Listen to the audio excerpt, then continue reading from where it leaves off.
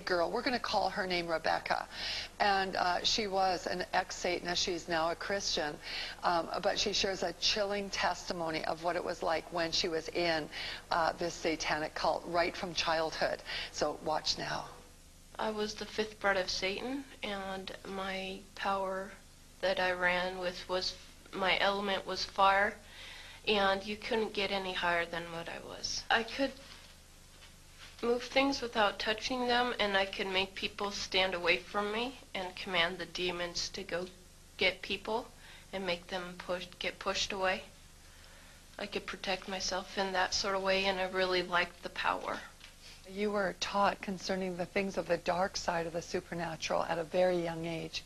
Could you share some of that with us? I was really involved with the Satanic Church every day. The high priest would come and get me, and they would take me to the church, and they would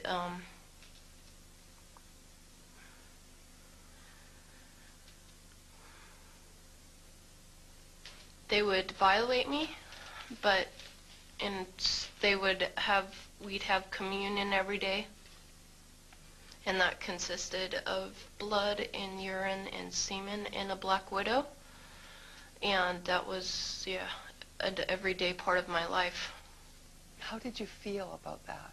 I felt really scared, but at the same time I liked the power that I had, that they taught, and I had inside of me, because everybody has gifts inside of them, and you can be influenced by the Holy Spirit or the familiar spirit, and I was totally influenced by the familiar spirit.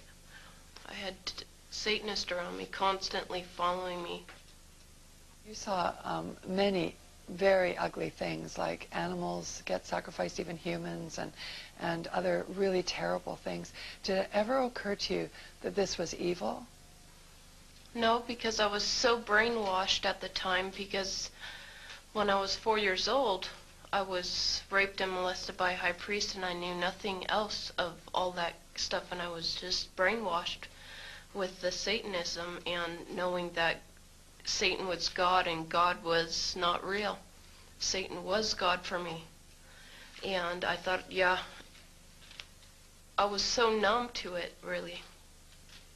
How did you view Christians back then? I hated them because they had no power. Like, I heard so many times that, you know, God was real and Jesus was so true. But I didn't see the power working throughout the church. In fact, I saw Satanists working also in the church, and Satanists tithe more than Christians do.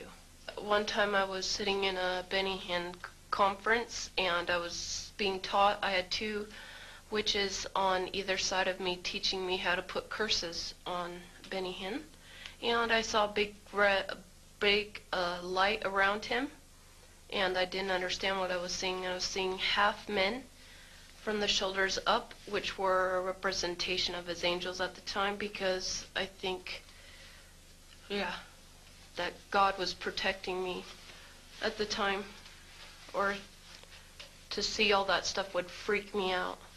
And he looked up in the right, I was in the right hand stage of the corner of the stage in the upper part, and he said, "You three witches, you two on the either side of me, you're going straight to hell. Turn to Jesus, or you're going to burn in hell, and I know what you're doing." And then he pointed to me, and he said, "You're going to get saved soon." And everybody started praying, and I felt like tingling all over my body, and I freaked out and screamed, and they had to escort me out of the stadium.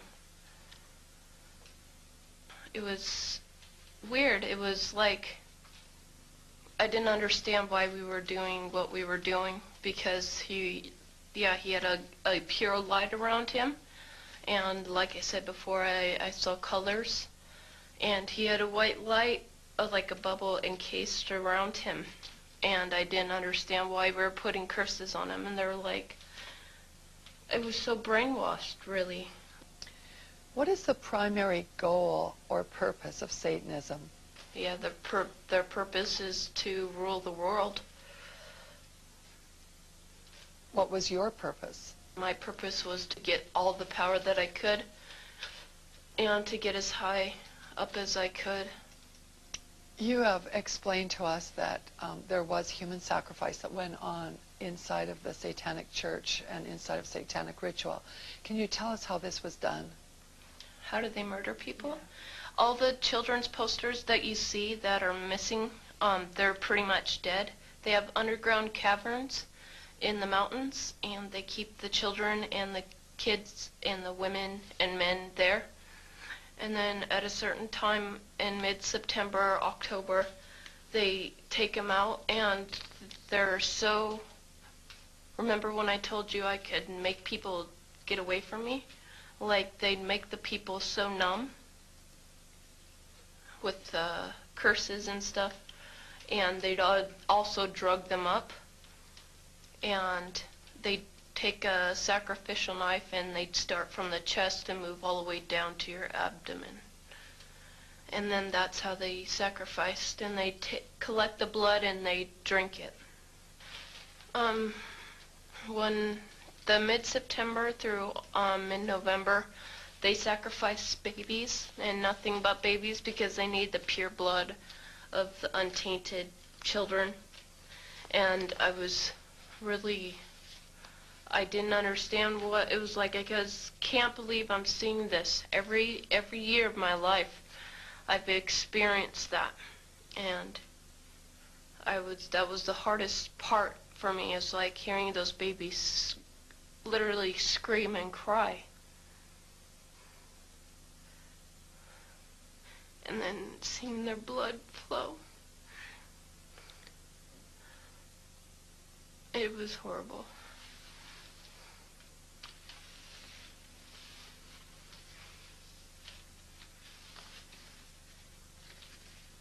Rebecca, where did they get the babies? Yeah, they have mothers that are expecting, that they hold in the church, and they also have people that they kidnap and they impregnate them through whatever, and they get babies from everywhere.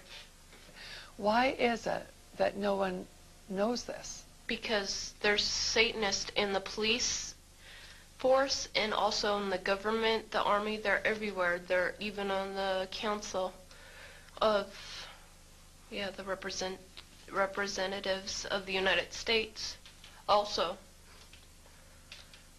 And they're silenced because this is not being exposed, because they don't want it to be exposed. Because they're really good at lying and hiding things. Rebecca, what happens to the people that want to come out of Satanism? They get killed. They get followed. They get taken. They get sacrificed in front of the congregation of the Satanic Church. Why? Because they know too much information about the Satanists and who their names and places of where they keep the people underground, and they just know too much information.